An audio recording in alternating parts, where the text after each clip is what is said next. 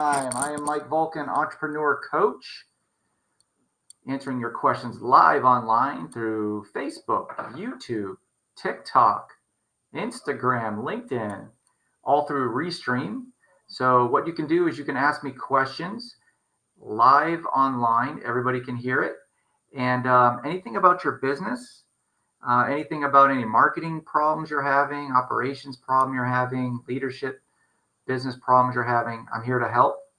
I do aggregate questions for those of you who can't join me live. They aggregate it through my website, so I have some printed out here. I'm just going to wait for some more people to join. I'm going to pull up the chat box. No matter where you're at, if you're watching this on Facebook or YouTube or LinkedIn, no matter where you're at, just ask me a question. It'll be piped into my Restream account here, so I have one aggregated comment box, and I will answer any of your questions. And if you don't have any questions, you want to just listen to other business owners' questions, that is fine too. Let me pull up these questions I got from the website over the last week, actually 2 weeks. And a lot of these came in from freelancers. So we're going to be helping some freelancers today. If you have a question that you want to ask me, I will make priority to those who are listening live. So I'm going to check the chat box, the comments. If you have questions for me, I will make that a priority. If I'm currently reading a question, I will go ahead and stop or finish with that answer and then read your question. Okay, let's go ahead and get started. So here's a good one to start with. We've got she calls herself a consultant. Oh, she says marketing consultant later on. So the exact question is, I struggle with balancing client work and generating new leads for my consulting business. How can I structure my time more efficiently? That's a really good question, actually. By the way, if you want to submit your own question, you can go to mikevulcan.com, little contact us button. That's where people submit their questions. That's VOLKIN, so mikevulcan.com. So in terms of balancing client work and generating new leads, this is what I would do. And this is what I currently do. I will schedule dedicated lead generation time on my calendar. You should do that too. Much like going to the gym, if it's not scheduled and it's not a priority for you, it won't happen. So first of all, make it a habit to live and die by your calendar. Okay. Put some gym time on there because everybody needs some time either for fitness or going out walking around. That helps you being a great entrepreneur and also helps your body and your mind. So same thing with lead generation. You want to schedule a dedicated time to do some lead generation. We could talk about the different types of lead generation. Maybe that's a different question for a different time. But the other thing I would do is I would utilize some project management tools and track your tasks and your deadline, like Asana or Teamwork or Basecamp, one of those guys or more. But once you can prioritize what tasks need to be done during that scheduled time, that would help you get in a habit to doing lead generation. So in essence, you're actually scheduling time as if you're your own client. So many of us consultants get consumed with helping our clients' businesses. We don't worry about our own. So in that respect, you have to treat yourself as your own client and set aside time for that. Okay. So I want you to consider outsourcing certain tasks also to free up your time. In terms of lead generation, sometimes it gets pretty hectic and mundane, meaning lead generation for many consultants means going on LinkedIn and making some connections and doing some posts and sending some in-mail messages, right? All that stuff can be outsourced to a VA, for example, a virtual assistant, for you to focus on some lead generation tasks that only you can do, given your knowledge and your skill set. So thank you for the question, Sarah. I hope that helps. All right, let's go on. Let me see if I have any questions live. No questions yet. You guys are quiet today. Okay.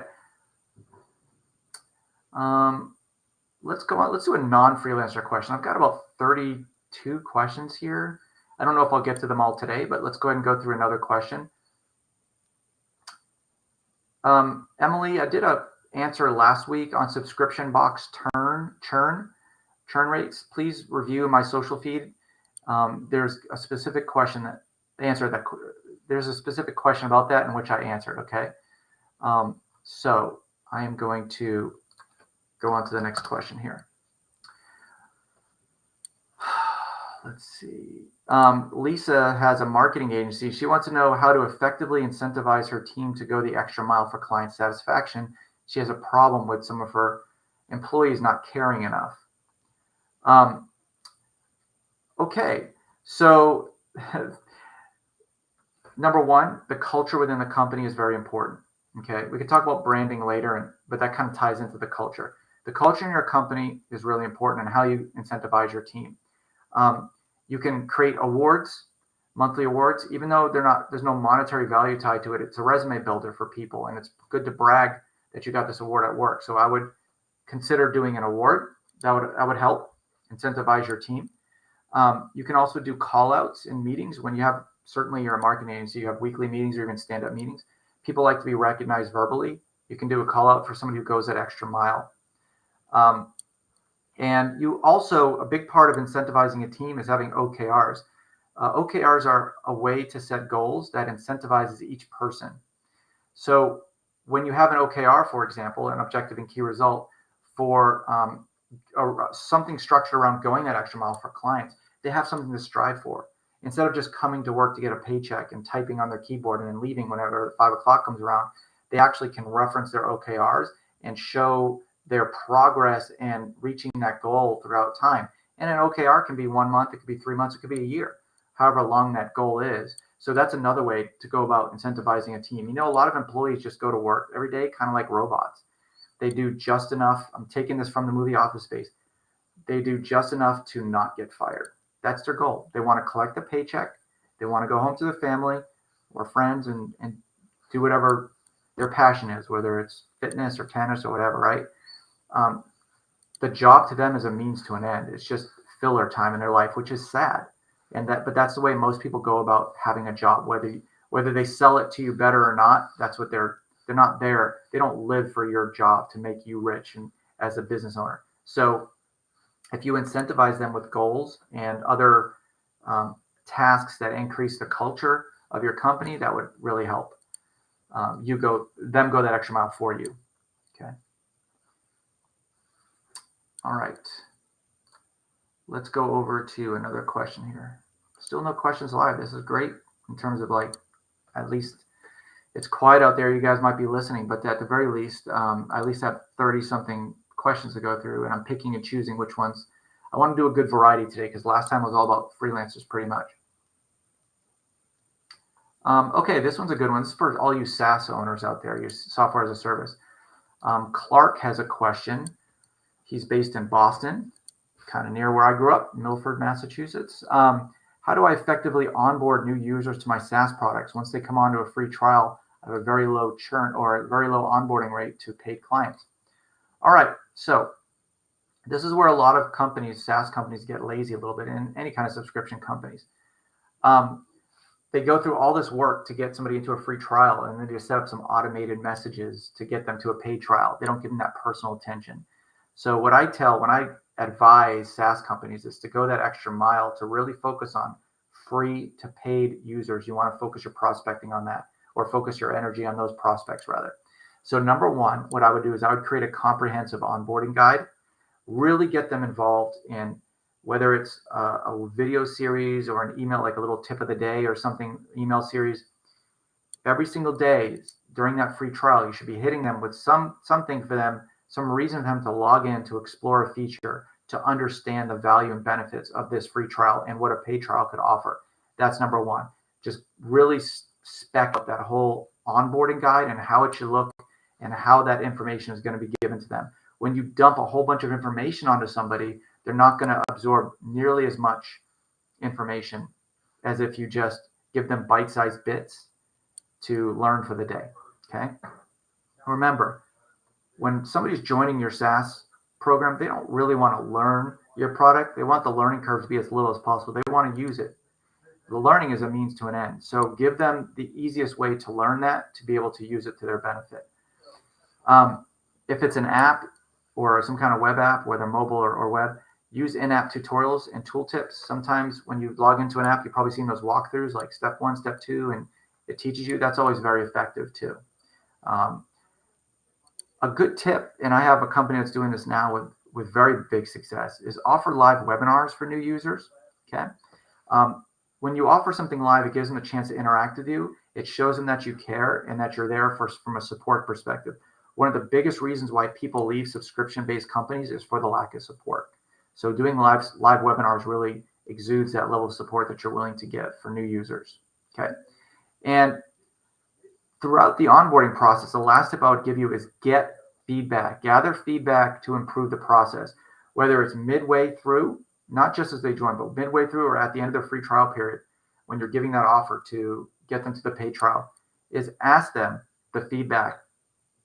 How was that onboarding? Was anything difficult? You even want to ask those to people after they don't renew or don't go to a paid trial. Several days later, hey, we're not selling you anything at this point. We just want to gather feedback from you on why you did not renew. Was it, or why you did not go to a paid trial? Was it too expensive? Was it the lack of support? Was the value not there? Was there not a feature that you wanted? So you want to gather that feedback and do that feedback loop and iterate all those responses you get and put in your calendar every week, do a feedback review and just check out all the answers. I had a company that was gathering these feedback reviews and not really checking them. There was hundreds of great comments that they could have checked to give another iteration of their onboarding guide. Okay, hope that helps. Next question. How do I differentiate my, oh, by the way, this is Jennifer. How do I differentiate my consulting business in a crowded market? I offer digital marketing. That is quite crowded, especially with digital marketing as I am in. You need to niche yourself into digital marketing. What do you mean? Digital marketing leadership like I'm in, like fractional CMO work, or digital marketing for social posts, or everything in between? Are you the jack of all trades? So my first answer to this would be focus on a niche. Okay. I want you to develop a unique value proposition, really get in there and understand what it is you do, what you're good at, and how you best service clients. If you don't know how to develop a value proposition, then there's lots of exercises online, prompt ChatGPT. There's a custom GPT that's great. If you just type in value proposition in the GPT store, you should get it. It'll walk you through the process to develop one. I want you to be able to showcase stories and case studies. That's always great for middle of the funnel. That means once people are aware of you, how they're going to be converted into a success story for you and imagine themselves in those shoes. So I want you to go back to one of your clients and develop a good case study that you can give or display on your website. And when I say give, I mean like an 8.5 by 11 printout or PDF that you could send somebody. And then I want you to focus on your personal brand. I want you to be consistent with your colors, your tone of voice, the marketing content that you offer. All of those tips, from focusing on a niche to developing a UVP, unique value proposition, to showcasing case studies and success stories, to developing a personal brand. Those things will really help you differentiate yourself. Okay.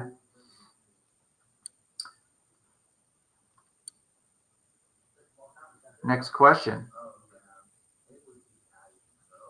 What are some this is Charles W. He owns an e-commerce store selling a certain kind of widget to a very niche audience. What are some cost-effective ways to drive traffic to my e-commerce site? Okay, so what I want you to do is utilize social media marketing in this case. If you're looking for a very specific type of person, you can target them using ads, boosted posts, but utilize social media marketing so you can find your exact demographic. And I want you to implement some content marketing strategies using very specific keywords. And by a strategy, I mean get consistent. You put on your calendar that you're going to do 2 pieces of content every month, 4 social posts every week, whatever it is. I want you to get a content marketing strategy in place, go after those niche keywords, and establish yourself as an authority in that particular niche. Okay. And I also want you to leverage email marketing. Everything you do from an e-commerce site should be around getting that email address. So you have that email list that you can go to whenever you have a promo, whenever you have a new product, all that great stuff. Okay. And lastly, if it is quite niche and you see an opportunity for SEO to make some headway, I want you to go in SEO, by the way, search engine optimization. I want you to go in and I want you to do some on-page SEO with very specific keywords targeting that niche. And then I want you to do some what's called off-page SEO. That's link building, that's content writing, that's guest posting on other sites, citations, all that stuff that goes along with off-page SEO. If you don't know that, it's best to hire somebody. Ask me for a recommendation. I've got some good SEO people. There's a lot of bad ones out there, a lot of people who fake it till they make it. So let me know. I've weeded out some of the good ones. If you need a reference, a referral for some SEO, I've got some great ones for you. let's see. Do I have any live questions? Still no. This is the first time I've been halfway into a live online office hours here, and still with no questions. So maybe I'm shouting to an empty room, but it doesn't matter because I'm recording it, so I'll play it back for everybody. Sorry for the background noise, everybody. I have some landscapers doing some work in my yard, by the way.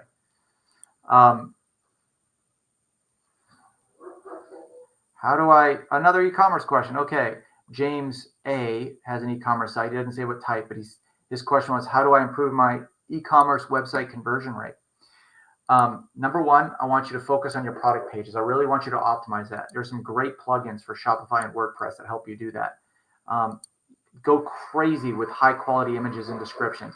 There are AI programs that can make some really cool high quality images. All you need is a picture of the product, makes these cool backgrounds, 3D renders, really cool stuff. So utilize AI to really improve your product pages.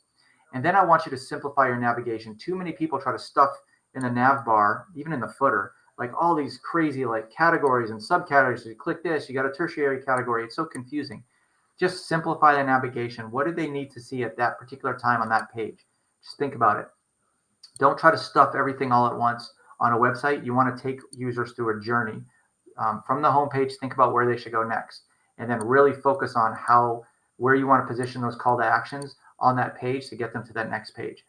I want you to implement live chat support and even a chatbot. I've been recently, quick shout out to a chatbot that I've been working with called Chatling. It's cheap, chat, L-I-N-G. It's low cost, like $30 a month. I trained it through AI on this particular company, and it answers questions superbly. And it acts as live chat. It acts as an FAQ. It just does everything. It's great value for $30. And they have competitors too, I'm sure, but that's what I use. And I also want you to use A/B testing to refine certain elements. The question here is in regards to conversion rate. Nothing's better at increasing conversion than testing various A/B aspects of your website. So it could be even testing button color, testing website headers, testing how you phrase certain things in terms of marketing communications. Have a schedule of how you're testing things. You might say, Mike, I don't know how to do A/B testing. It's actually, there's software programs you can use, but it's actually quite simple. On Friday, for example, I want you to change the title. And then on next Friday, I want you to change it back to what it was. And then I want you to test the conversions from that Friday's week to the previous Friday's week. Okay. Is that a true A/B test? No, but it'll get you 95% there. It'll give you an idea of if changing to that new title is going to increase conversions 5%, which could improve your average order value or the number of orders that you actually get. So there's a lot of fancy and non-fancy ways to do A/B testing to increase your conversion rates. Hope that answered your question, James. Looking for more questions here, going through the pile. Some of them I just answered last week or even the week before. I'm going to kind of skip over those. And don't think I'm blowing these people off. I will write them back and just tell them, hey, reference this particular week. But when I'm live, I like to do new stuff,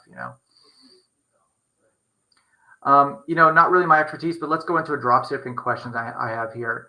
Robert has a drop shipping company. He says, how can I find reliable suppliers for my drop shipping business? Look, for many of you who know me, I buy, I sell companies, I build companies, I sell companies. I did buy a drop shipping company once. It was kind of a nightmare. So I don't have a ton of experience with this, but I will tell you, for reliable suppliers, you could check platforms like AliExpress. SaleWho is one of them. Sale, HOO. Go really big on checking those supplier reviews and ratings. That's super important. And I want you to request samples before committing. That's the one mistake that I made. And be crystal clear with those samples. Like the big problem I have, I wasted over $20,000. I didn't ask for a sample. I just went in. The supplier had really good reviews, so I just went and placed an order.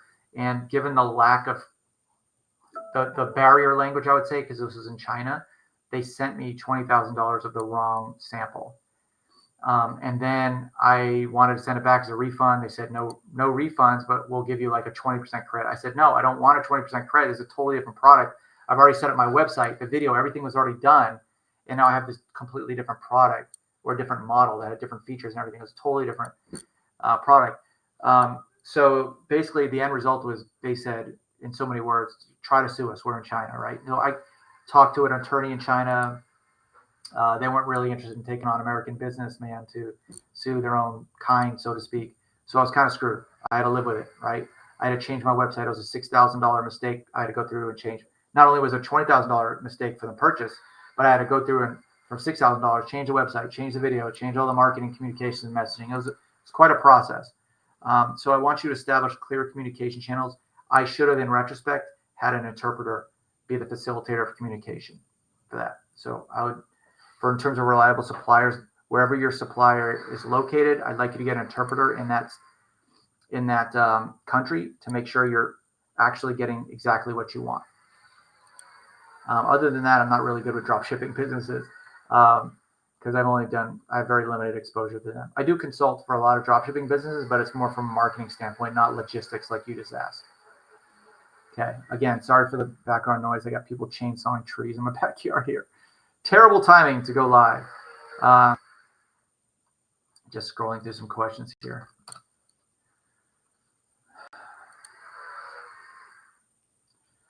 I got another question from Brian in consulting. You know what? Let's go ahead and do this one because this one comes up often and I don't really address it that much. So Brian's a consultant. He did tell me what type, but it's not necessary for me to discuss that to answer this question properly. He basically wants to know, as a consultant, how does he position himself as a thought leader in the consulting niche? All right, so number one, every consultant should have a really good cornerstone evergreen piece of content, like a white paper or some kind of article that they can brag about. And when I say cornerstone evergreen, I mean something that they can rely on for years, that's all encompassing in their industry, that really showcases them as the expert in their industry, showcases their expertise. I want you to try to get on stage at speaking events, even if it's for free. The leads alone will pay for that if you do a good job with your talk. But keep in mind, speaking events, they usually book their speakers at least 6 months, if not a year in advance. So start looking right now, if it's 2024, start looking at the mid-2025 schedule for events and start emailing the event managers asking for speakers. That'll also give you time to get your speech together and then refine it. I also want you to regularly update your blog and provide insights. You're a consultant. Your brain is your service. So you need to get your brain out there on the internet for people to see what your thought process is, what your ideas are. It's good to be a contrarian now. People like to hear contrarian views. So if the industry is going one way with the thought process, go the other way and tell them why that's not a good idea or why they should be careful about that. People generally perk up their ears when they hear about that. And then I want you to network with other industry leaders. Even though they're going after the same clients as you, there's a lot of spillover that can happen. You know, attorneys are great with this. They give a lot of referrals to each other. Maybe a slip and fall attorney might give a referral to a car accident attorney or vice versa, right? So if they're slightly different consumer bases, you can network with each other. Okay, I think that's it in terms of the questions I'm going to be answering, and I don't see any online. So I'm going to go ahead and cut this off at this point. We go every other Wednesday. If you want to see me live next Wednesday, go ahead and go to mikevulcan.com. There's an open office hours link at the top in the navigation bar. Just go ahead and sign up for my email list, and then you will get notified before I go live.